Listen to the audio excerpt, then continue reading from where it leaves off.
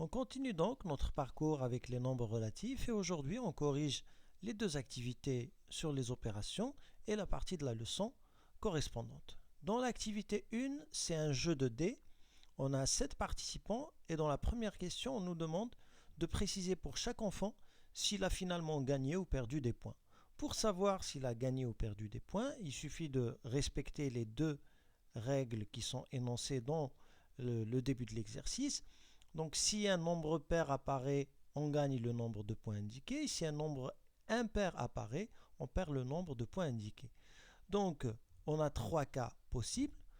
On a le cas où on a gagné parce qu'on a deux nombres pairs qui apparaissent. Par exemple, la situation qui est ici. C'est une situation, on va dire, positive puisqu'on a un 2 et un 4. Donc on a gagné 2 plus 4, ça fait 6. On a la situation inverse. Donc c'est la situation minimale ou la pire des situations puisque on a deux nombres impairs qui s'affichent et du coup on a perdu 3 points plus et on a perdu encore 5 points. Donc on a perdu au total 8 points. La situation intermédiaire, c'est quand un dé affiche un nombre pair et un autre affiche un nombre pair, comme ici. Donc on a 6 et 5, et dans ce cas-là, on fait un équilibre. Si le nombre pair est supérieur, ça veut dire qu'on a gagné, et si le nombre impair est supérieur, comme par exemple ici, ici le nombre impair 3 est supérieur à 2, ça veut dire qu'on a perdu. Là par contre, le nombre pair 6 est supérieur à 5, ça veut dire qu'on a gagné. Donc on va nettoyer tout ça, et on va mettre un P pour perte et et un G pour gagner. Donc on va commencer par les élèves qui ont gagné. Donc on a ici une situation de gain. On a ici une situation de perte. Je vais revenir pour la mettre en rouge. On a une situation de perte encore une fois. On a une situation de gain. On a une situation de gain. Et la dernière situation de gain, c'est celle-là. Maintenant, je vais prendre mon stylo rouge et je vais mettre que c'est une perte ici, encore une perte ici et encore une perte ici. Dans la deuxième question, on me dit de classer les enfants dans l'ordre croissant de leur nombre de points. Pour connaître le nombre de points, il faut faire la différence ou le résultat des deux faces apparentes du dé. On va s'aider justement par le tableau qu'on nous présente ici, où il y a les noms des élèves, ou plutôt des enfants, avec leurs résultats, les opérations qu'il faut faire et le bilan qu'ils obtiennent. Donc Valentin, pour Valentin, on va mettre moins 5, c'est le premier dé, plus le deuxième, c'est 2. Donc je mets plus 2. Pour Roméo, on a 2 plus moins 3, puisqu'il perd 3 points à partir de ce dé affiché à 3. Kali, il a 6 plus, on a moins 1 ici. Pablo qui a moins 5, on utilise les parenthèses pour ne pas confondre les signes des opérations, plus 6. Leïla qui a 2 plus 4 et Jamel qui a moins 3. Donc on a dit la pire des situations, plus moins 5. Bien sûr, la pire par rapport au jeu. Et maintenant, pour les résultats, je vais les noter dans une autre couleur. Je vais utiliser le vert. Donc ici, avec un gain de 4 et une perte de 1, ça me fait un résultat de 3. Là, j'ai perdu 3, mais j'ai regagné 2. Ça veut dire que au total, j'ai perdu 3. Pour Roméo, il a perdu moins 3 et il a gagné 2. Ça veut dire qu'au total, il a perdu 1. Pour Kali, il a gagné 6, mais il a perdu 1. Ça veut dire qu'il lui reste 5. Pablo a gagné 6, mais il a perdu 5. Ça veut dire qu'il lui reste 1. Et puis, Leïla, elle a gagné 6 et Jamel a perdu 8. Donc voilà les résultats et du coup on peut faire, on va dire, on peut répondre à la question B où on nous demande de classer les enfants dans l'ordre croissant de leur nombre de points. Donc je vais mettre 1 pour Jamel puisque c'est le plus bas score. Après le moins 8 qu'on a ici, on a moins 3, c'est la deuxième position. Et après, on a 1, c'est la troisième position. Donc, vous voyez bien, je commence par les enfants qui ont des scores négatifs. Et après, je passe au score positif. Le plus petit, c'est Pablo, donc c'est la quatrième position. Après la quatrième position, on a la cinquième position ici pour Nina. Après le 3 vient le 5, donc c'est la sixième position. Et après la sixième position, Leila, c'est la septième position, la position la plus avantageuse. Voilà, j'ai répondu aux deux questions. Dans la question 3, on nous dit que lors du deuxième lancer, Valentin a obtenu 5 points. Quels nombres sont apparus sur ces deux côtés? Pour obtenir 5 points, il faut savoir qu'on ne peut pas avec 5 points avoir de nombres impairs, puisque si c'est des nombres impairs, ça sera une perte. Donc forcément, il y a deux nombres pairs. Il y a plutôt au moins un nombre pair pour pouvoir gagner des points. Mais le problème, c'est que si j'ai deux nombres pairs, le résultat devrait être pair, alors que plus 5 est un nombre impair.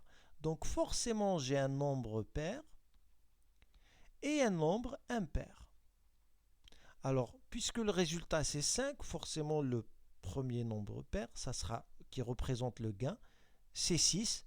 Et le nombre impair qui va venir diminuer le gain, ça sera donc 1. Donc avec un nombre pair de 6 et un nombre impair de 1, 6 moins 1, ça fait le résultat de 5. Et on nous propose dans la deuxième situation, pour Jamel, il obtient moins 6 points. Quel nombre a-t-il lu sur les deux côtés? Donc là aussi, puisque c'est un nombre pair avec une perte, forcément c'est une addition de deux nombres impairs. Donc on imagine qu'il a obtenu 3, donc un nombre impair qui est égal à 3 et un deuxième nombre impair qui est égal lui aussi à 3. Une perte de 3 plus une perte de 3, ça fait une perte totale de 6. Si on suppose qu'il y a un nombre pair parmi les deux, eh bien le résultat, il sera forcément impair, alors qu'ici on a un 6. Bref, pour la quatrième question, d'écrire une méthode qui permet de calculer la somme de deux nombres relatifs, là on va renvoyer vers la leçon, on va le voir dans un moment, mais on peut d'ores et déjà dire que pour additionner deux nombres relatifs, on va regarder leur signe et en même temps, on va regarder leur partie numérique. On va combiner des conditions sur le signe et sur la partie numérique. Voici le bilan de score de Nina, Roméo et Leila au bout de 5 parties. Lequel des trois a gagné le plus de points? Pour le savoir, on est obligé de faire la synthèse. Donc pour Nina, si on fait la somme de tous ses scores, on obtient un score total de moins 11, une perte de 11 points. Si on prend les scores de Roméo, on va trouver plus 2, donc un gain de 2. Et si on prend les scores de Leila, on trouve un gain de 4 points. Donc on remarque que c'est elle la gagnante sur le premier et la gagnante sur le deuxième. Elle a beaucoup de chance, Leila. Donner, donc on va l'entourer pour dire que c'est la gagnante. Donner une méthode qui permet de calculer les scores les plus simplement possible. Eh bien, j'imagine que vous avez testé ça. Donc on additionne les nombres positifs entre eux et après on additionne les nombres négatifs entre eux et on fait la somme du tout. Donc on regroupe les nombres positifs entre eux, on regroupe les nombres négatifs entre eux et on fait la somme qui découle de ces deux opérations. On verra ça dans les exemples qui vont venir avec la leçon. Donc ça c'est l'activité 1. L'activité 2 est un peu plus simple. On a deux situations. Pierre joue au billes, il gagne 8 le matin et on perd 8 l'après-midi. Quel est le bilan de la journée? Donc on va dire que c'est 0 billes. Ce matin il faisait moins 2,5 degrés Celsius, la température est montée de 2,5 degrés Celsius. Quelle est la température maintenant? Donc c'est 0 encore. Donc je vais rajouter les unités quand même. Donc 0 billes et là c'est 0 degrés Celsius. recopier et compléter les égalités suivantes. 8 auquel je rajoute moins 8, ça me donne 0, c'est la situation A. La situation B représentée ici, il faisait moins 2,5 de température le matin, une augmentation de 2,5, donc plus 2,5, la résultante c'est 0. On me demande maintenant de présenter ça sur une droite graduée. Donc, si on prend une droite graduée, on va placer les nombres 8, moins 2,5 et 2,5. On va commencer par 8, qui est ici. 5, 6, 7, 8 est ici. Moins 8, il est de l'autre côté, donc moins 5, moins 6, moins 7, moins 8. Donc ici, on est à moins 8. Et pour 2,5 et moins 2,5, moins 1, moins 2, moins 2,5 ici. Je vais utiliser peut-être le rouge pour 2,5. Donc, moins 2,5. Et puis 2,5 de l'autre côté de 0, du côté positif, 1, 2 et demi. Donc on micule. Alors pourquoi il nous demande de les placer sur la droite graduée? Tout simplement pour voir qu'ils sont symétriques par rapport à 0. On voit bien qu'il y a une symétrie parfaite par rapport à 0, c'est la même distance. À 0, à droite et à gauche. Donner les opposés des nombres suivants, on va les donner tout de suite. Pour 2, c'est moins 2. Pour moins 6, c'est plus 6. Pour moins 5,8, c'est plus 5,8. Pour 7,9, c'est moins 7,9. Et pour 6,2, c'est moins 6,2. Donc, il suffit d'inverser le signe. Le nombre qui s'obtient en inversant le signe n'est rien d'autre que l'opposé du nombre de départ. On l'a déjà vu dans la première partie de la leçon, et là on le voit en le définissant clairement par cette propriété, donc un nombre plus son opposé, c'est toujours égal à 0. Voilà comment on définit rigoureusement un nombre opposé. Donc le nombre plus son opposé est égal à 0. La somme d'un nombre et de son opposé doit donner un résultat égal à 0. Donc on passe maintenant à la leçon. Donc il y a sur la page 86 du livre 3 règles à recopier sur le cahier, plus une définition par rapport au nombre opposé. Donc tout ça est à recopier sur le cahier de leçon. Et là on va présenter, expliquer un peu les choses pour une meilleure compréhension. Donc la règle 1, elle est relative à l'addition des nombres relatifs. Donc, si deux nombres relatifs ont le même signe, alors leur somme a le même signe que les deux nombres, a pour distance à 0 la somme de leur distance à 0. Pour bien comprendre cette règle, on va jeter un coup d'œil sur la deuxième règle. Si deux nombres relatifs sont de signes contraires, alors leur somme a le signe du nombre qui a la plus grande distance à 0, et a pour distance à 0 la différence de leur distance à 0. Donc vous voyez bien qu'on distingue les deux situations. La situation où on a le même signe pour les nombres qu'on additionne et la situation où on a des signes contraires. Donc à chaque fois que vous devez additionner deux nombres relatifs, la première chose à vérifier, c'est celle-là. Vérifier si les deux nombres ont le même signe ou des signes différents. S'ils ont le même signe, la règle est expliquée ici. Pour mieux comprendre, je vais noter, comme on a l'habitude en classe, je vais noter un exemple ou peut-être deux. Donc, on va prendre pour exemple tout simplement les exemples qui sont dans le livre.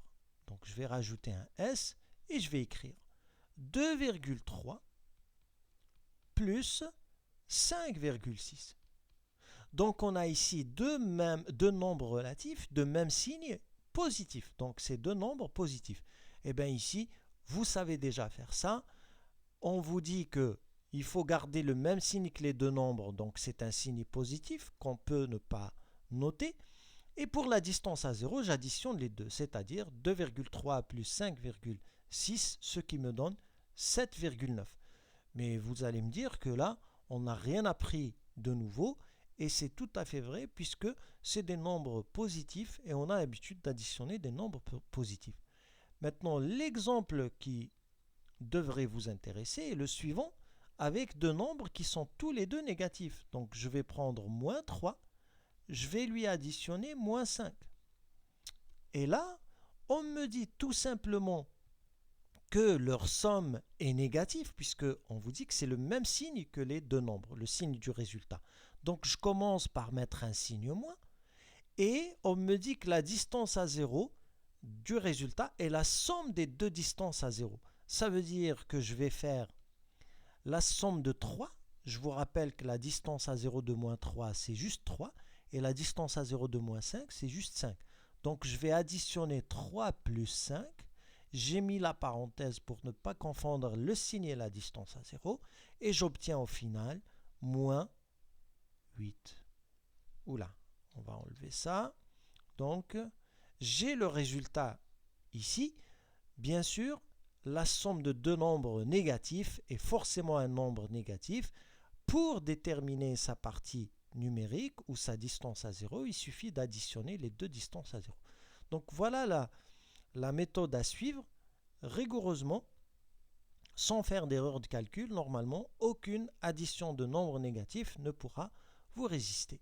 Maintenant, on va regarder de plus près la situation où, avec la combinaison de deux nombres, l'un positif et l'autre négatif, ça va être peut-être un peu plus, pas compliqué, mais plutôt un peu plus élaboré comme méthode. Donc, exemple, là aussi, on va prendre deux exemples. On reprend toujours les exemples du livre scolaire. Donc, on nous propose 7 plus. Donc, 7 plus moins 4. Donc, vous voyez bien que c'est deux nombres qui ont deux signes différents. Le premier est positif, le deuxième est négatif.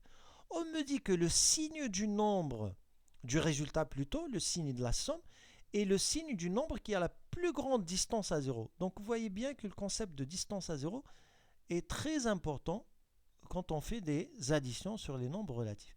On a 7 et on a 4. Vous voyez bien que c'est 7 qui l'emporte. 7 est plus grand que 4. Du coup, le signe du résultat est positif. Et il reste maintenant la deuxième partie. Pour la distance à 0, je fais la différence des distances à 0. Donc, je reviens quand même sur la première règle. Pour la première règle, on fait toujours la somme quand les signes sont identiques. Et bien là, on vous dit, quand les signes sont contraires, on fait toujours la différence. Du coup, je vais ouvrir la parenthèse et à l'intérieur, je vais écrire 7 moins 4. Je ferme ma parenthèse et je dis que le résultat n'est rien d'autre que 3. Donc voilà le résultat. 7 plus moins 4 est égal à plus 3, ce qui est tout à fait cohérent et logique. Si on imagine que c'est des dés avec des inscriptions dessus, donc on gagne si on a un nombre impair, on perd si on a un nombre pair. Donc si le dé affiche 7 points et un autre affiche 4 points, et bien 7 de gagné moins 4 de perdu, et bien ça me donne 3 de gagné. C'est tout à fait cohérent. Bien sûr, vous pensez déjà qu'il n'y a pas de dé avec 7 points, mais on va laisser libre cours à notre imagination. Pour le deuxième exemple, on a repris l'exemple de la première règle en modifiant un peu les signes.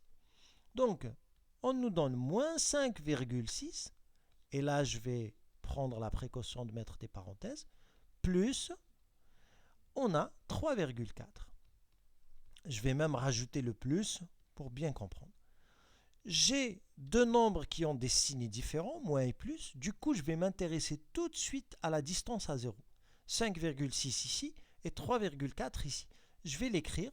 5,6 est supérieur à 3,4. Du coup, le signe du résultat est le signe de moins 5,6, donc c'est un signe négatif. Et du coup, je vais ouvrir la parenthèse et on me dit clairement ici qu'il faut toujours faire la différence quand c'est des signes différents. Du coup, je vais écrire 5,6 moins 3,4. Je ferme ma parenthèse et je note le résultat qui est égal à moins 2,2. Et là aussi, logiquement, j'ai une perte de 5,6 et un gain de 3,4. il est tout à fait logique d'avoir comme résultat une perte de 2,2. Il faut garder en tête cette logique pour vérifier la cohérence de vos résultats. Si quelqu'un trouve sur la première opération un résultat de moins 3, eh bien il peut tout de suite, s'il regarde l'opération de départ, comprendre qu'il s'est trompé. Parce qu'un nombre positif plus grand qu'un nombre négatif, si on additionne les deux, on ne peut pas avoir un nombre négatif. Bref, on passe à la troisième règle maintenant. C'est une propriété. Dans une somme de plusieurs nombres relatifs, on peut modifier l'ordre des termes, regrouper plusieurs termes. Ça fait allusion à l'activité 2, plutôt à la dernière question de l'activité 1. Donc là où les trois enfants, Nina, Roméo et Léna, ont joué plusieurs parties. Donc là, je vais prendre pour exemple, toujours je reprends l'exemple du livre scolaire. Donc on nous donne une somme, on nous dit que A est égal à 2, plus moins 3, plus 5,1 et plus moins 4,3. Donc, modifier l'ordre des termes, on en a déjà parlé en classe, c'est la permutation. Donc, on permute les termes. Et regrouper plusieurs termes, c'est le regroupement. On en a déjà parlé quand on a fait les opérations sur les nombres décimaux. Ici, donc, on n'a pas l'autorisation, mais on a le droit de permuter les termes, modifier l'ordre. Donc, je vais rassembler les termes qui ont un signe positif, donc 2 plus 5,1, plus moins 3, plus moins 4,3. C'est comme si j'ai permuté moins 3 et 5,1 pour avoir, et là je vais faire un regroupement, donc je vais introduire des parenthèses, j'ai deux regroupements et j'ai pour résultat 2 plus 5,1, ça je sais faire, donc c'est 7,1, plus, et là aussi, puisque c'est deux nombres négatifs, la somme de deux nombres négatifs se fait très facilement. J'ai un signe moins puisque c'est deux nombres négatifs, donc le résultat est un nombre négatif, et j'additionne les deux sans me tromper, donc c'est 7,3. Et là, je vais appliquer encore une fois la règle numéro 2 de la leçon. Donc, c'est deux nombres qui ont des signes différents. Du coup, je vais prendre le signe du nombre qui a la plus grande partie numérique. Ici, en l'occurrence, c'est 7,3 qui est plus grand à 7,1. Donc, le résultat est négatif. Et je fais la différence, 7,3 moins 7,1, ce qui me donne 0,2. Voilà comment je fais. Pour ne pas me tromper, je vais respecter les étapes rigoureusement. Je modifie l'ordre des termes, je permute pour mettre d'un côté les nombres positifs et de l'autre côté les nombres négatifs. J'applique les règles d'addition ou de somme de deux nombres positifs, la règle de la somme de deux nombres négatifs, et ici la règle de la somme de deux nombres qui ont des signes différents, et j'obtiens mon résultat. On a fini avec la propriété. Il nous reste juste à introduire cette définition. On dit que deux nombres sont opposés si leur somme est égale à 0. Donc c'est une définition un peu plus rigoureuse que celle qu'on a vue dans la première partie de la leçon, où on a dit deux nombres sont opposés s'ils ont des signes différents et s'ils ont la même partie numérique, ou plutôt la même distance à 0. Donc là, on a deux nombres opposés puisque ils ont la même distance à 0 et des signes différents ou opposés. Et d'après cette définition, si je fais la somme, je devrais avoir 0. Donc la somme des deux me donne 0. Je peux noter que c'est notre exemple pour cette partie de la leçon. Voilà, on a fait le tour. Donc je vous invite à aller sur École Directe pour suivre les instructions afin d'avancer encore dans notre leçon sur les nombres relatifs. Merci de votre écoute et à très bientôt.